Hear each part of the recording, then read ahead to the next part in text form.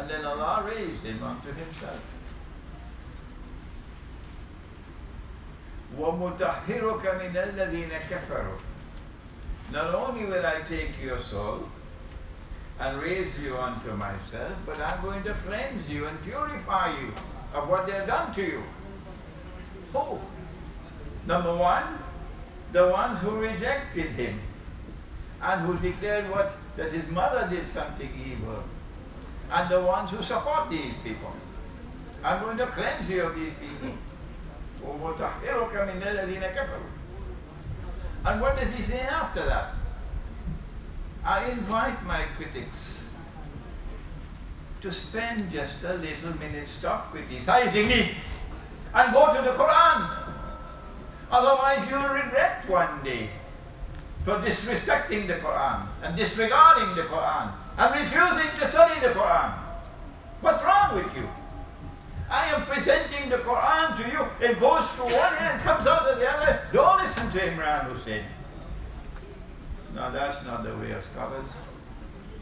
That's not scholarship. وَجَعِلُ الَّذِينَ تَبَعُوكَ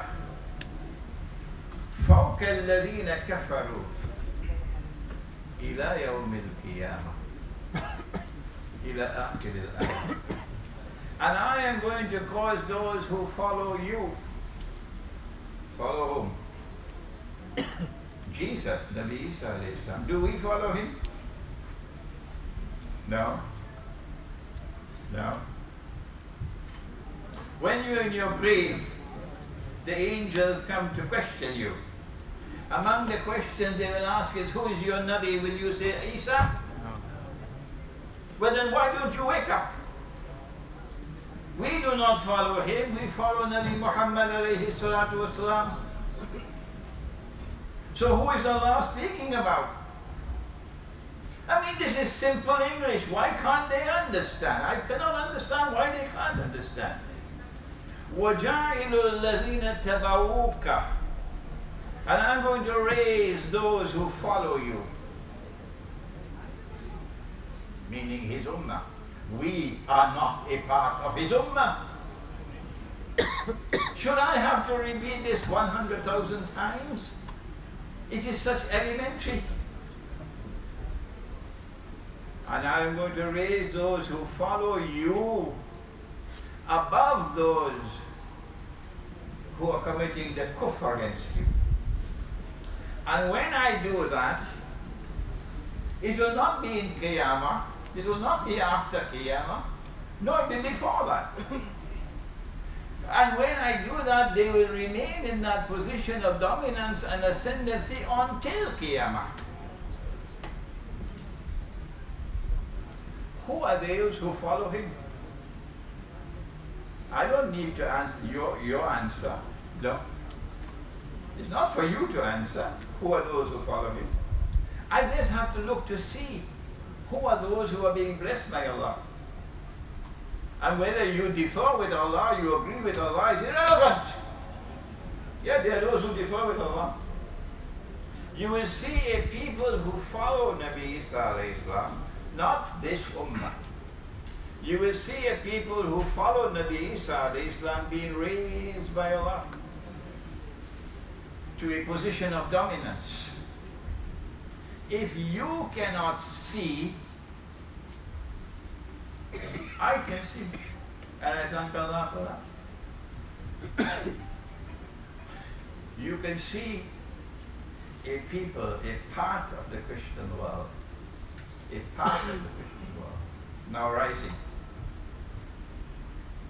And there are people who say we will never, never, never legalize the marriage of a man with another man. But you have your Qibla in Washington. You take weapons from Santa Claus and you take money from Santa Claus to go and wage your bogus jihad in Syria. And that's why you don't like me. It's a CIA jihad in Syria. And I am saying so. If others are afraid to say it in Britain, I'm not afraid. Yes. And if they had succeeded in Syria with a bogus jihad, the Christians of Syria would have been slaughtered. It would have been another genocide. Yes. They sabotaged it, they attempt to sabotage it with the Ottoman Empire. And they don't like me to talk about the Ottoman Empire. What are you going to do? You can kill a man, but you cannot kill the truth. Let me say that to you again. You can kill a man, but you cannot kill the truth. I didn't spend all my life in the pursuit of knowledge for these schoolboys to come to shut me up. Not at all. If you don't want to come to listen to me, fine, there are others who want to come. The Ottoman Empire attempted to sabotage the friendship and alliance between the world of Islam and that part of the Christian world which is going to be raised by Allah. 600 years they tried to sabotage it. They even take the greatest cathedral of the Orthodox Christian world and shamelessly, with matchless sinfulness, disgracefully transformed it into a masjid. Never in the history of this ummah do we ever see this shameful thing. We are told by the Quran to protect it. And you come and you take it and transform it with your bogus legal theories. If no voice has been raised against it, my voice has been raised against it. And Allah's Messenger has said that one day we will conquer Constantinople. And that conquest of Constantinople will come after the Malhama. The Malhama is the great war in which 99 of every 100 combatants would be killed. Sahih Bukhari. The only people who believe that the Malhama has already occurred are those people who are criticizing me. The rest of us know the Malhama has not yet occurred. It's coming now. And after the Malhama comes the conquest of Constantinople. La taftahanna al-Constantinia. You will most certainly conquer Constantinople. وَلَنِعْمَ الْأَمِيرُ آمِرُهَا وَلَنِعْمَ الْجَيْشُ ذَلِكَ الْجَيْشُ. And he praised the commander and he praised the army. And I am saying when we conquer Constantinople, we will return Hagia Sophia to the Orthodox Christian world.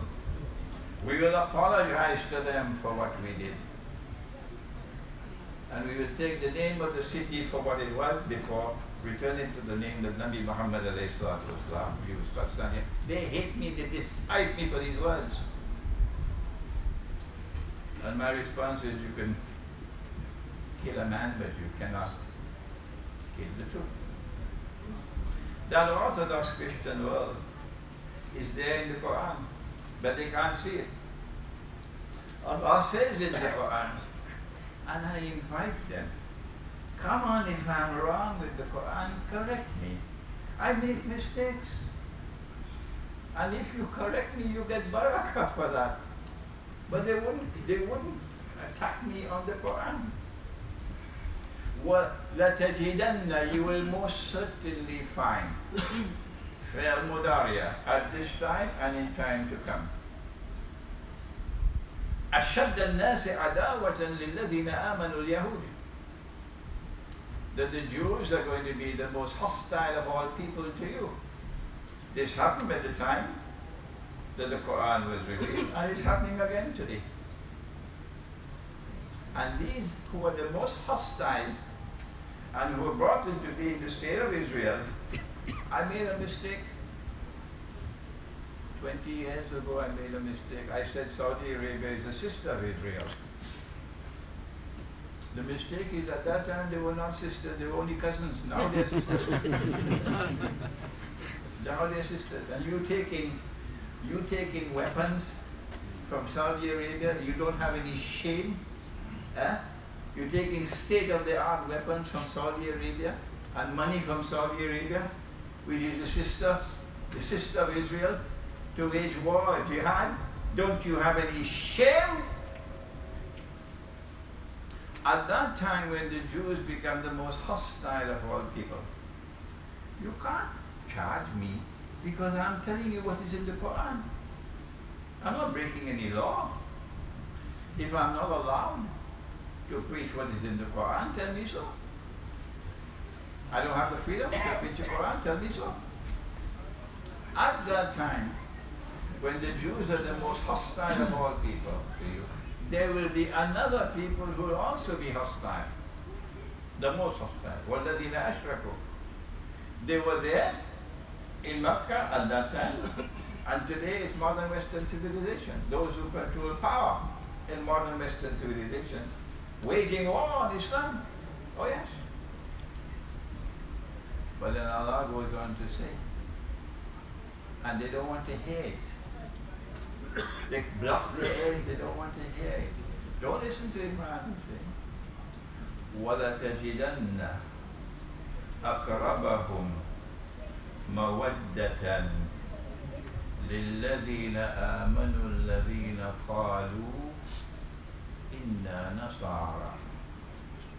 And you will most certainly find at the time when the Quran was revealed and in time to come, and those who will be closest in love and affection for you will be a people who declare we are Christians.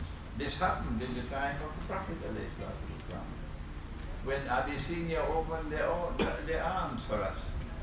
And when the Negus died, the Prophet ﷺ performed Salatul Janazah for him. The Christian king of Abyssinia.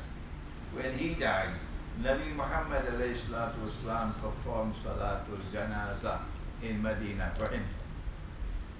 And the same people who at that time were closest in love and affection for us today are once more emerging as the people who are closest in love and affection for us. But you waging bogus jihad against them. What is Allah going to do with you? If you cannot see that the Quran is speaking about the Orthodox Christian world, where a man can never marry another man and get a marriage certificate. They don't have chairs in their churches and in their cathedrals. They stand up. here. ذلك بأن منهم قسيسين ورهبان وأنهم لا يستكبرون. Surah Al-Ma'idah. You will know these Christian people. 4 characteristics. First of all, they proclaim that they are Christians, so they are not secular people. They don't hide their Christianity and say, our religion is our private life. No. They boldly proclaim our primary identity is our religion. And that can be Western Christianity. We proclaim that we are Christian. That is the Orthodox Christian world. Number 2, they have Qissisi, the institution of priesthood. On this side, the priest is now in prison, the pedophile. The priest has less status than a sportsman. Hollywood actresses have more importance than the priest. On that side, the priest is still venerated and held. The institution of priesthood plays a vital role in the establishment and sustenance of a healthy society, stable society, in that Orthodox Christian world. Waruhbana. They are also a Christian people who have the institution of monasticism. Monasticism is dying in the Western world on this side, the Christian world. The monasteries now have McDonald's, hamburgers, and Kentucky Fry, and Pizza Hut, and bingo halls. And many of them are being sold to become Masjid. Monasticism is dying in the Western Christian world. But in the Eastern Orthodox world, monasticism is still the very heart of the religion. They venerate the monastery. They venerate the monastic life. The monk plays a high status in society, which is why Kosovo is so important to them. They know that. Bill Clinton knows that. Daytona, they know that. That's why they did what they did in Kosovo. They know that. وَأَنَّهُمْ لَا يَسْتَكْبِرُونَ. And those Christians will be closest in love and affection for you. not be an arrogant people. It is arrogance to want to rule the world. Western Christianity wants to rule the world. The Judeo-Christian alliance and the West want to rule the world. Yes. But the Orthodox Christian world does not want to rule the world. Rather, the Orthodox Christian world is resisting oppression. Russia today commands respect in the world, except with these schoolboys who have been beaten in Syria. And we'll beat them anywhere else they want to fight us. We'll beat them. Waging war on behalf of the enemy. And you don't understand what you're doing. And you would not listen to me. Don't listen to Imran Hosein. Russia today is resisting the oppressor. And the Orthodox Christian world is coming closer to Islam. I have traveled to Moscow. I have lectured at the State University of Moscow. I have been received with respect. And I ended with affection. Do you think that is possible in Washington? Do you think that is possible in London, in Paris? Will they ever invite me? And that's what the State University of Moscow did. I've been to Belgrade, which is the next most important city for the Orthodox Christian world. I've lectured in the University of Belgrade twice already. And I couldn't see, but my wife was there and she told me. The auditorium was packed. And she said while you were lecturing, they were crying. They were crying. I can anticipate that the Orthodox Christian world tomorrow, inshallah, will accept the Quran as the word of God. And I am anticipating tomorrow that the Orthodox Christian world will accept Muhammad as a prophet of Allah. But they will jump up. Come on, take the Shahada, take the Shahada, take the Shahada. Oh, what fools. What fools. How can I ever teach them? Yes, they will accept Muhammad. They will accept the Quran. But they still want to remain in that ummah. And they have the right to do so. And so yes, I am seeing what they cannot see. And Russia is leading the Orthodox Christian world, which tomorrow is going to be blessed by Allah to a position of dominance over this side. And when that is established, it will remain until Qiyamah. Number one, they defeated communism,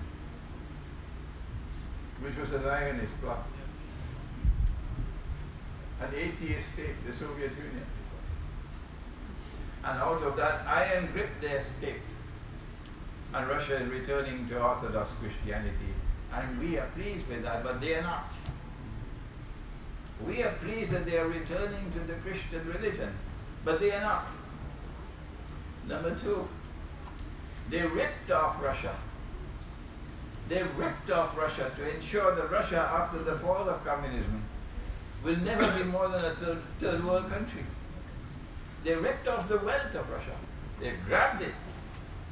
And in a matter of just 20 years, Russia has now reached a position where Russia can say to the United States, if ever there is a nuclear war, we will destroy the whole of the United States in half an hour.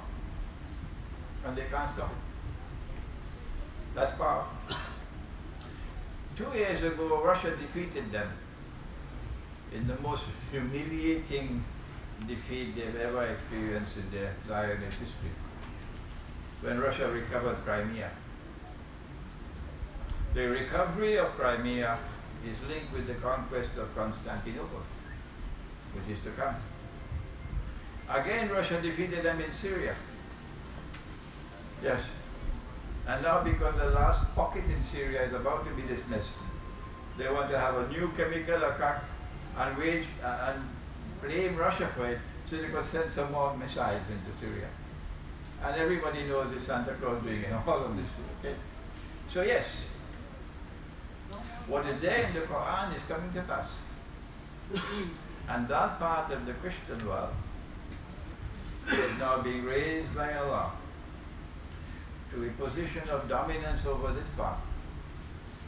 And when that happens, it will continue until Qiyamah. I'm sorry I had to take so much time.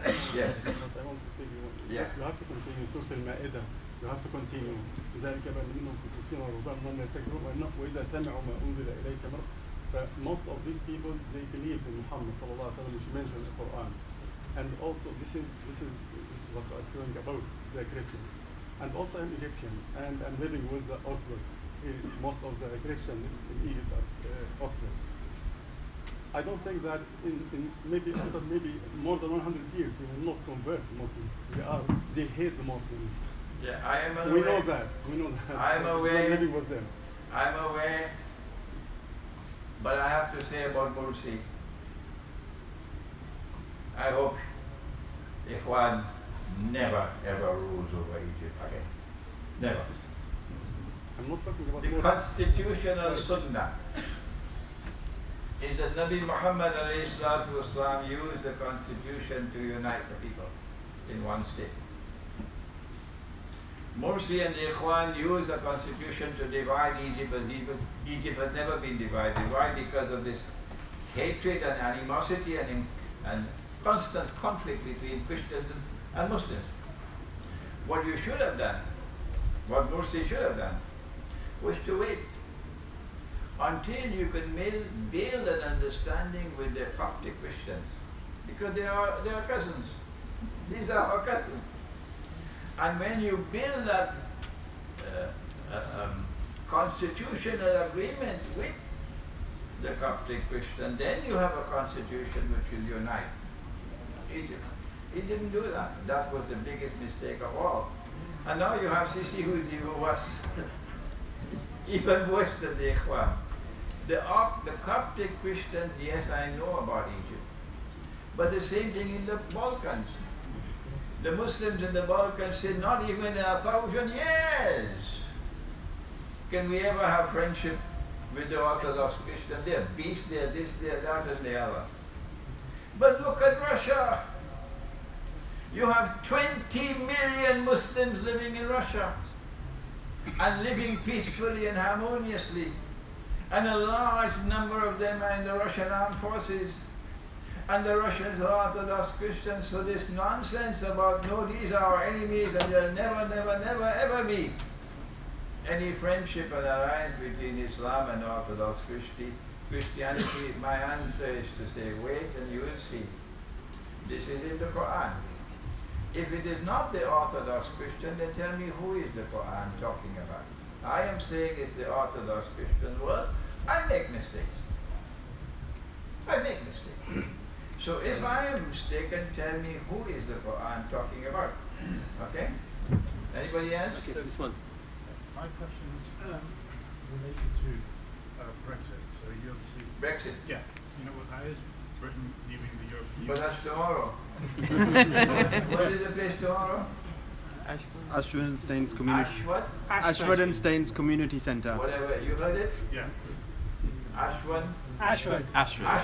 And Staines. Ashford Community. Staines Community Center. Come. Tomorrow night at Maghrib, I have a very important lecture. Please tell slow for me. Ashford Staines Community Center. Did you hear that? Yeah. The topic is the Quran, Pakistan's economic and monetary predicament, and the new Imran Khan government. That's the topic for tomorrow night, and it's somewhere close to Slough. Okay? Yeah. So do please come. Now, Brexit pertains to the economy. Didn't say the time. So 7:30, same time. Hindrance or assistance to the, you mentioned in your talk earlier, the one currency of the government by Israel. So is this is a hindrance or is it assistance? Did you hear the question? Yeah. Whether Brexit is positive or negative? Yeah. Whether Brexit is beneficial for Britain or not? There is an eschatological dimension to the analysis. which supersedes the economic and the monetary. The monetary is the euro, okay? The three parts of the shadow. Intelico ila zillin zi thalasi shu'ab. Three parts. And after the three parts of the shadow, then of course, there will be no more shadow. He who was causing the shadow will appear in person. That's Dajjal. This is my interpretation, and you should not accept my interpretation ever until you're convinced that I'm correct. Okay? So I say this is my book, Jerusalem in the Quran, which was written about 18 years ago. I recognize the first stage of the shadow to be Dajjal's Yawmun Kasana, a day like a year. And Britain emerges as a ruling state in the world, Pax Britannica. You cannot offer a political explanation for Pax Britannica to explain why it has emerged. There is no such explanation.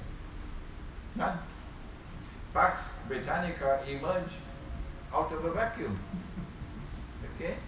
We say that this is Dajjal's first stage, and he creates Britain as a ruling state, ruling the seas. There was no air at that time.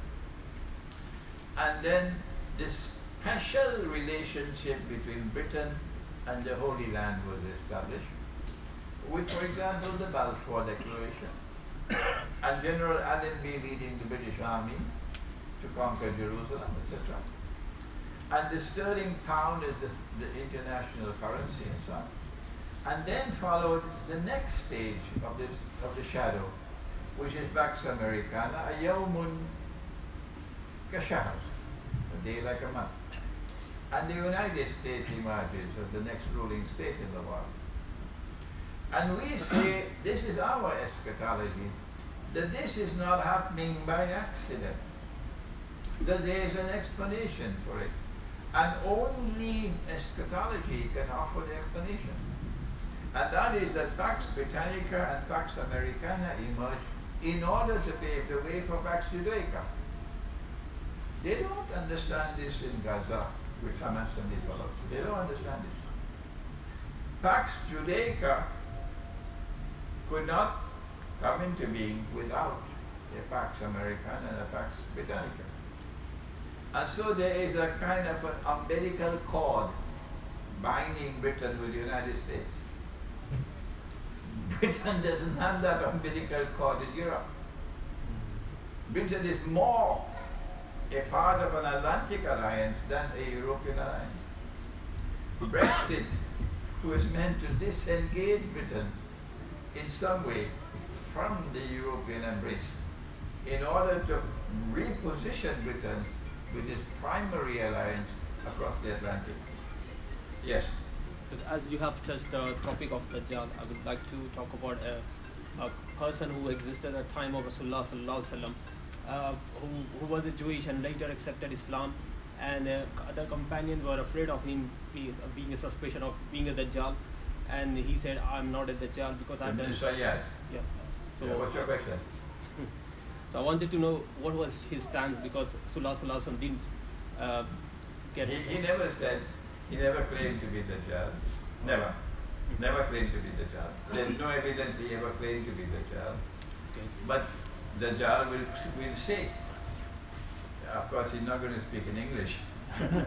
He'll speak in Arabic. He will say, Ana al-Masih. I'm not aware about Ibn Sayyad ever claiming to be the Messiah.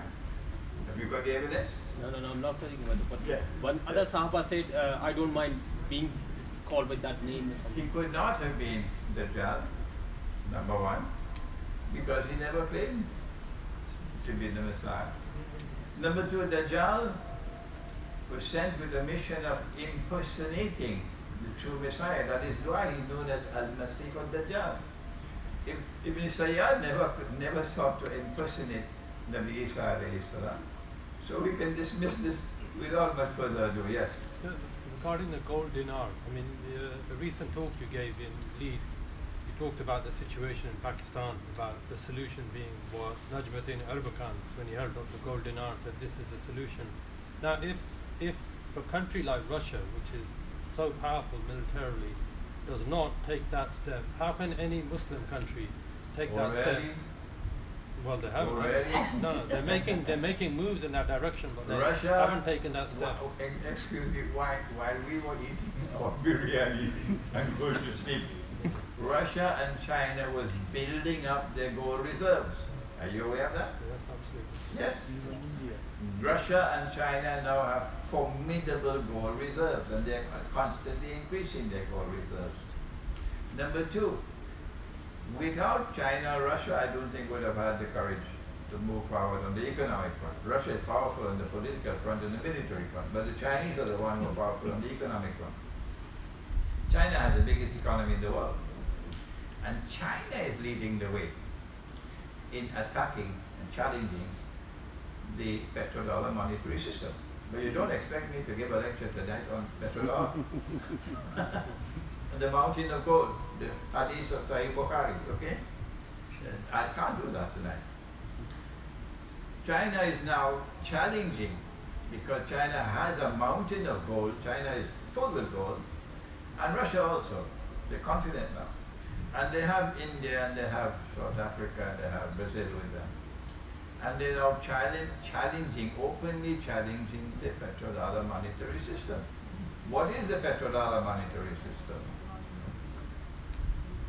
The Prophet said that the river Euphrates will uncover a mountain of gold.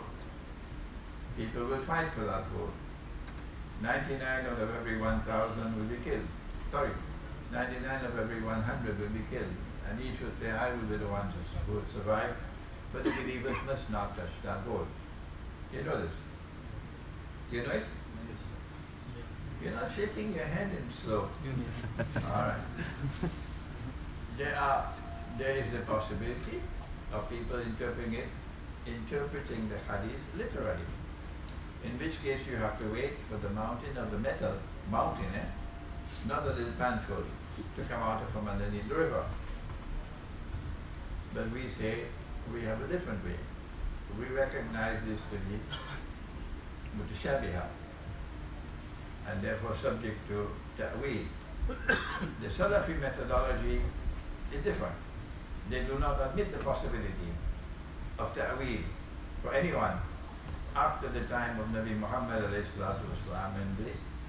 Aslam, the early generation. And so they're waiting for the mountain of gold to come out from underneath the river. We say, this is our interpretation, and remember, when you make a ta'weel, you must always say, Allah knows best, because only Allah can confirm that you are correct. If we did not have that full stop, the Shia would have been very happy, because they can give all their interpretations and they say this is correct. But because of that full stop, you have to say Allah knows best. We say that in 1974, when the Saudis were duped because they only had peanuts in their head, to agree to Kissinger to sell oil for only USD, the US dollar got out of no man's land. Yeah.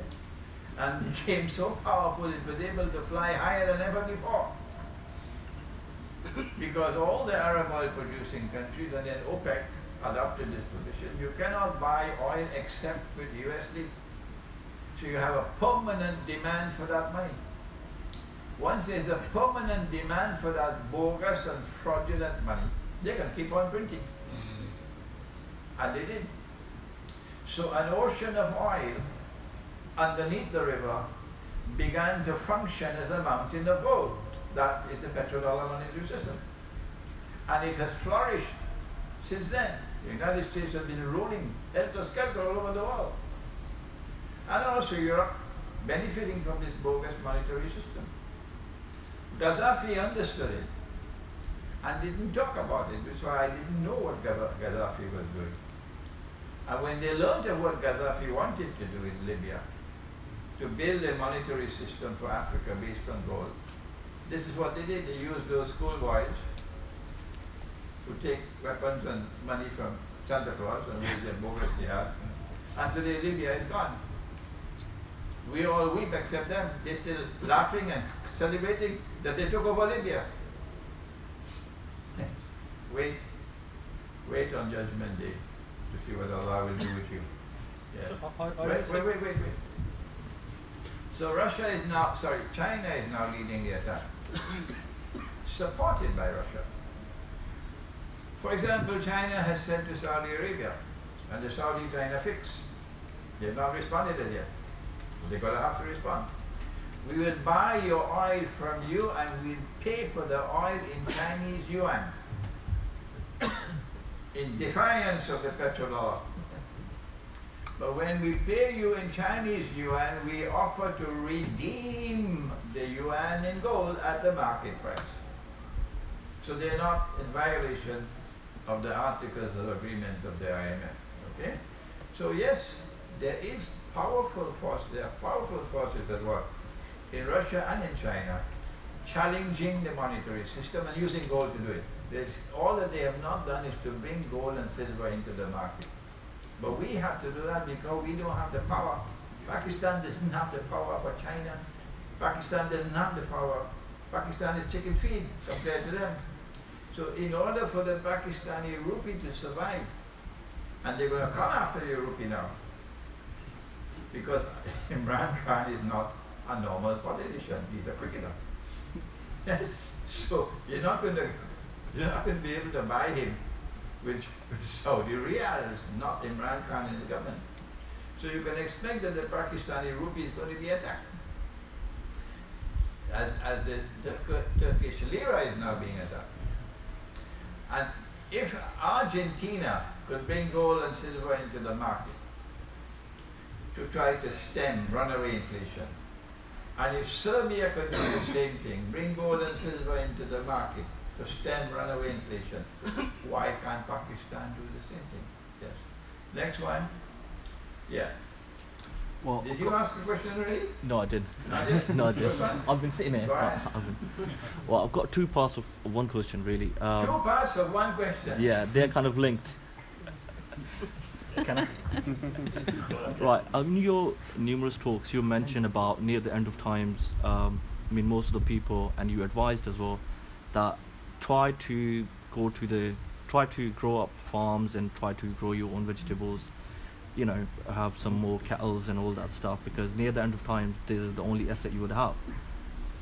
Also, the significance of number 313 as companions when an army come from east, from Turkmenistan, Afghanistan and that part to help Imam Mahdi. You mentioned about 313 companions. That I've never done that. Maybe somebody else, not me. Maybe I've heard about significance. I'm not going to comment on that now. No. Okay, and also about that number in Ghazwa Badr, when companions of Prophet or the Sahaba who fought, they were 313 as well? I cannot and I will not comment on 313, but okay. I can talk about the first part of your question. Yes. Thanks. Yes. Surah Al-Kahf of the Quran is the surah of Akhir Zaman. فَلْيَنْظُرْ أَيُّهَا أَزْكَى طَعَامٍ. Go search for that food which is purest.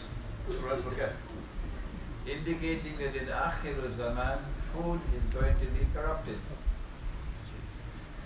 Not only food, everything else will be corrupted.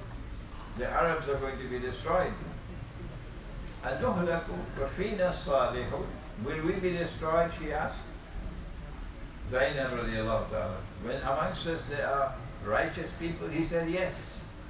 Na'am. When will the Arabs be destroyed? إِذَا كَثُرَ الْخَبَثِ.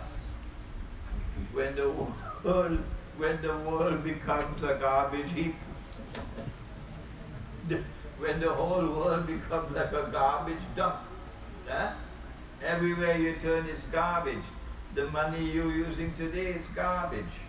Okay? So the same garbage is taking over the world of food. The hormone injections for the animals. So the hormones are in the milk. And your children drink that milk. And they eat that meat. and little boys are growing up feminine, and little girls are growing up like tomboys. Okay? Worse than that is Dabbatul Ard. Dabbatul Ard is not easy at all. It's one of the major signs of the last day. But it is, in my book outside there on Dajjal, the Quran and Awwal Zaman, I have comments on Dabbatul Ard, where I analyze the verses of the Quran, and I've offered an interpretation of Dabbatul Ard. That Dabbatul Ard appears to me to be something which is going to attack the Minsa'ah, the staff of Sulaiman alayhi salam. The Jasad is holding on to the staff. And so long as the Jasad is holding on to the staff and sitting on the throne of Sulaiman alayhi salam, the jinn do not know. Because they're in another world of space and time. They don't know he's dead. And this is an impostor. And so they are benefiting, up to today, Israel is benefiting from the jinn, the shayateen. كُلَّ بَنَّاءٍ وَغَوَّاسٍ وَآخَرِينَ مُقَرَّنِينَ فِي الْأَصْفَادِ. But one day, Dabbatul Ard will attack the staff. تَأْكُلُ مِنْ سَأَتَهُ. Will attack the staff and then it'll collapse. And when the staff collapses, then the jinn will be able to recognize this is not Sulaiman alayhi salam, this is an impostor. And that day, Israel will no longer get the benefit from the jinn. So what is it that's going to attack the staff to consume it? The Quran never talks about termites eating from the bottom of the staff so that the staff will lose its balance. No. تَأْكُلُ مِنْ سَأَتَهُ. Something, the miraculous qualities of the staff is going to be destroyed. Throw the staff on the ground, it becomes a serpent. Hit the water with the staff, the water parts. Miraculous qualities of the staff. Similarly with the staff of Sulaiman alayhi salam. So long as he's holding on to that staff, they will continue working for him, the Dajjal. What it is which is going to cause that staff to lose its miraculous qualities, and which in the process of causing that staff to lose its miraculous qualities will also cause mankind to suffer spiritually, spiritual suffering, particularly children.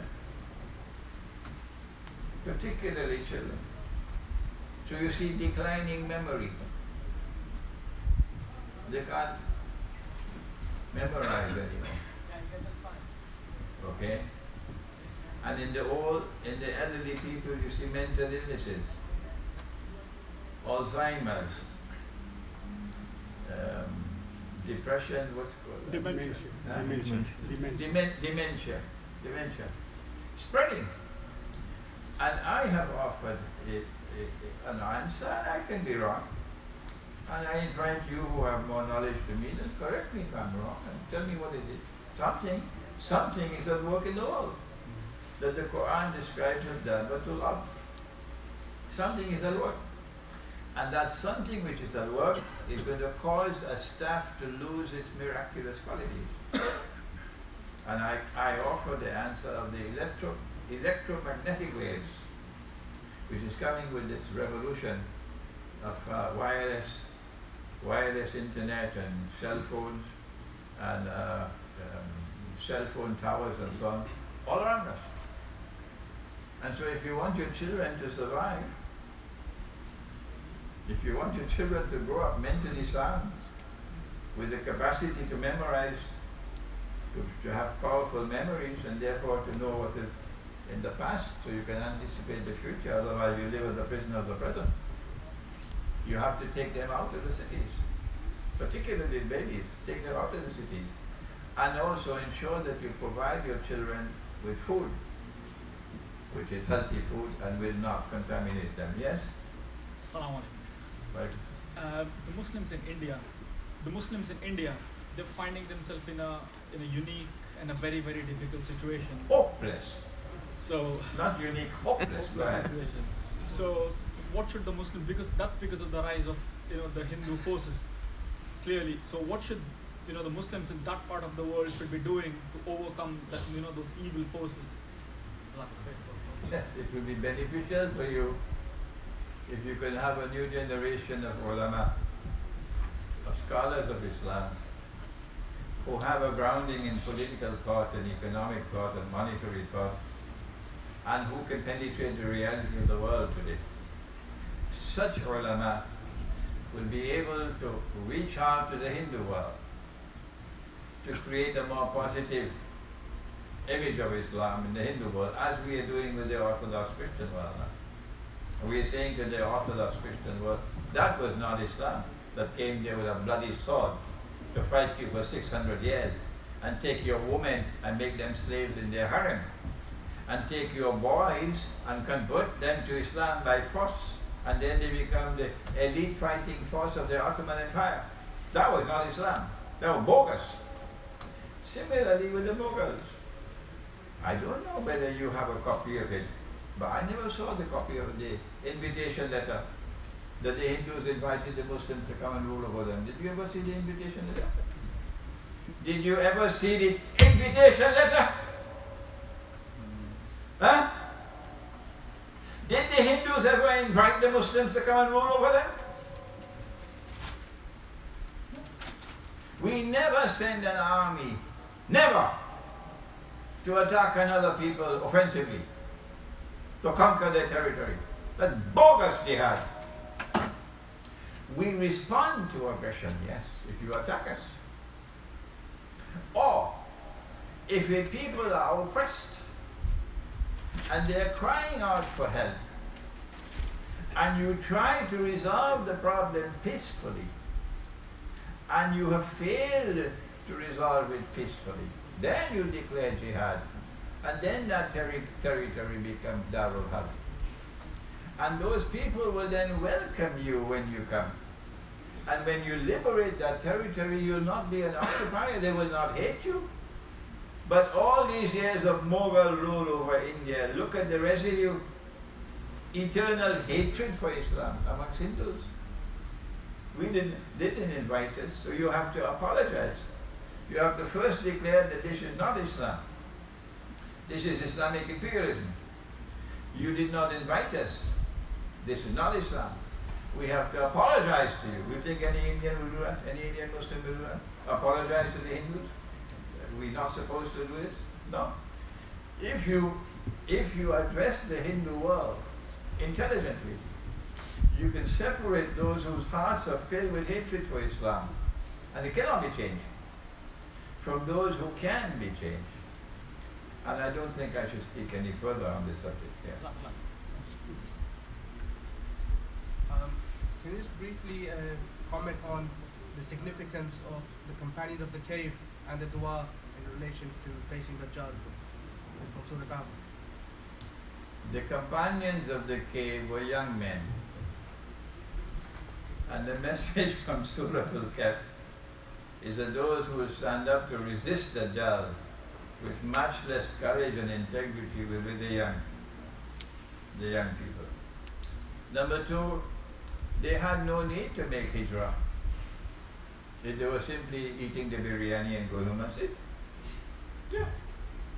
The reason why they had to make hijrah, فَأُوا إِلَى الْكَهْفِ, was because they stood up and they called a spade a spade.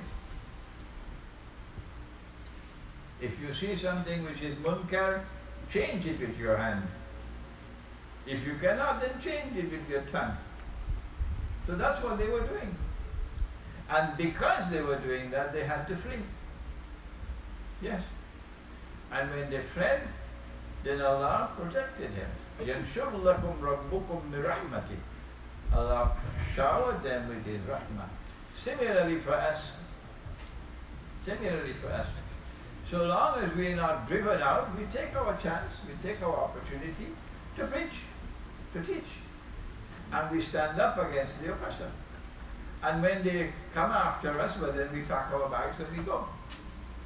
That's the lesson from Surah Al-Kahf. Yeah. In the back here. All right, Imam, how many more questions? Two more questions. Yeah. After this, two more. Go ahead. Intellico ila zillin zi salasi shu'ab. The shadow you talk about. The shadow. Shadow comes when you become in the world. That's what you do. The shadow, yes. Yeah. But the ayah before this and the ayah after this Yes. clearly indicates this scenario. Yes. I understand. What I say to you is that my interpretation fits a concrete reality with which we have lived these last few hundred years. However, if I make a ta'wil, I have to say Allah knows best. You must look to see what are the other interpretations of this ayah. As for example, you must do with the jasad. What is your reason? Go to all the tafasir of the Quran, all, in all the languages, the classical tafasir as well, and see what do they say about the jasad. وَأَلْقَيْنَا عَلَى كُرْسِيهِ جَسَدْ ثُمَّ أَنَا, Surah Al-Sabah. And then look at my interpretation and see which one you think seems to you to be the one which best explains the subject. This is the same thing I can say to you about the shadow. Okay? Two more. This one. Yeah. Sure. Mashallah, your message is very thought-provoking. But the message is going to a very lay audience. So have you got some pragmatic advice that people can take away with them today? Because you quite rightly said eschatology is a very complex subject and it requires many years of study and insight. But a lot of the things you're saying, even though they're quite interesting to hear, they go over the head of many people. So the value of that to the wider audience, it can be lost. What kind of pragmatic advice can you give? Well, I have a surprise for you, Imam. And also, the schoolboys you keep referring to, can you just clarify who these schoolboys are? Are they the non-Muslims or the Muslim scholars that you don't agree with? Let me give you a surprise. I deliberately refrained from visiting Britain for about 15 years. Okay? And I'm not allowed in the United States. They don't even want me to fly over the Atlantic Ocean. But wherever I've gone in the world preaching, and I've traveled extensively, alhamdulillah, I've always received a positive response from the people. But the scholars of Islam seem to be in a state of difficulty when it comes to Akhir. Mostly they will not criticize me, but they will not accept what I'm saying. So they seem to be in a state of limbo. The Salafi also, while many Salafi scholars have been very vocal in criticism, there are Salafis who have now become my students. Yes. But when I came to Britain last year for the first time, I came to see my grandson. I was 75. He was 3 years of age. I was afraid I might die. I've never seen my grandson. I only have one grandchild. And the only way I can see him is to come here. And I don't know. I didn't know what would the British government do. So I came not knowing what's going to happen. But I have no problems. No, alhamdulillah. And when I arrived there and I met my grandson, then I found an indescribable appetite in this country. You have to be in my shoes to see it. A hunger, a thirst, particularly amongst the young people, for Akhir Zaman, Eschatology. And not only have they been studying with me, some of them have gone advanced beyond me now. And I'm benefiting from them. So it's not correct to see that the lectures are going over their heads, because I am finding that they are absorbing large numbers of Islam. This is only my first visit to Slough. That's very interesting, Sheikh, but it can come across quite confusing, because a lot of people are going to leave thinking, not understanding the complete message. They'll understand aspects of what you're trying to say, because some of the things are so amazing or extraordinary to their normal life that they live day to day. It's going to be confusing. Once you are going to listen to one lecture and you refuse to study further, then of course you're going to remain in a state of limbo. Yeah. Yeah. But not all of them are like that. There may be some of them like that. You know the biryani people. But I want to comfort your heart that I am in these shoes and I am traveling through Britain. I'm conducting seminars now. This is the first time I've ever addressed a gathering so big. First time. I usually have small gatherings. Okay. And I am amazed, really, at the level of comprehension. And I'm seeing a young man going into a Darul Uloom in Pakistan, or in Egypt, or in Morocco, doesn't have a chance to stand up to a young man who was born in Britain, studied here in Britain, who knows Britain. This one has a much better chance of penetrating the reality of the world today over those people. So I'm very happy to be here. Don't stop coming again. Yeah, I'm happy to be here. And if there are some who are confused, they are the minority. They have to stop eating biryani and do some work, inshallah. One more question, Imam, you decide who's going to be, otherwise I'm going to... We could decide now. One more. Imam chose you, not me. Sheikh, I want to ask, you touched upon earlier on about ilm and ghair ilm, ilm that you can't necessarily study. And I wanted to know, how would you then, if you're a talib and you're going through the stages of acquiring ilm, when you get to a stage where, how would you recognize? Good question. Good question. Yeah. We spoke about an ocean of knowledge that is externally acquired, using the faculties of rational thought, of perception, observation, and so on, burning the midnight oil, studying the kitab, and an ocean of knowledge which is internally received. Then we said, for knowledge to be internally received, you must first have faith in the heart. So you can't be part-time. The glass must be clean and the oil must be there. Then Allah puts nur. Good?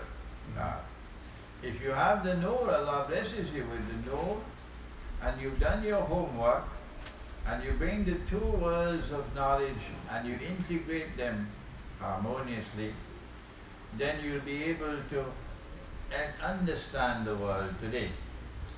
I told you that we found this kind of scholarship in Iqbal. Yes, I commend him for that. Iqbal is not the product of a Darul Uloom. No. And we found this kind of scholarship in Iqbal's most eminent student, who was my teacher, Maulana Fazlur Rahman Ansari. So the question now is, the first step on the road to Majma' al-Bahrain is that you must have nur. How will you know that you have nur? Don't send me an email. Sheikh, can you tell me whether I have nur? I'll tell you. Allah sends the message to you in a very private way. He does it through dreams and visions. I have a book at the back there on the strategic importance of dreams and vision in Islam. This is the one part of Nabuwah still remaining in the world. Yes. Nabuwah is comprised of 46 different parts. After me, nothing will remain except one part. Ru'ya Sadiqa and Ru'ya Saliha. Good?